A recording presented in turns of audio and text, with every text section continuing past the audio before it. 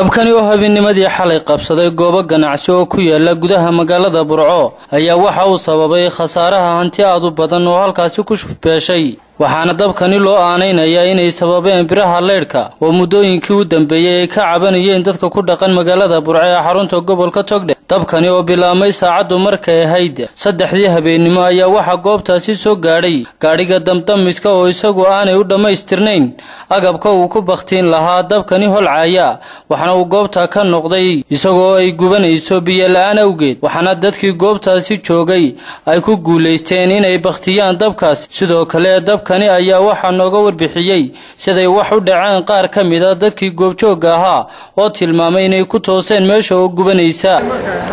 labadii habeenimo ayuu qabsaday arkaysaa suuqan oo ka kooban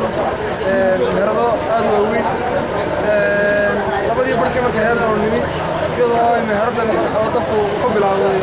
xiran tahay qafilan tahay dabkuna uu kacsay cirka maray waxa dabka ka qayb qaatay baqtiintiisa dabdamiska hal gaari oo dawladda hoose leedahay oo dabdamisa kaas oo marba u carriyay marna biyuhu ka go'ayeen oo ceelasha u carriyay marna markuu biyo soo qaadana ku qabanay suuqa ka baqtay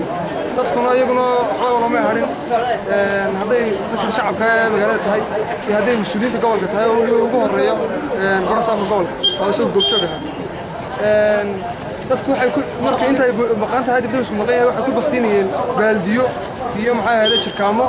oo ay la fuulayeen salaamada oo ay ku baqtinayeen guryaha iyo meheradaha saacad laakiin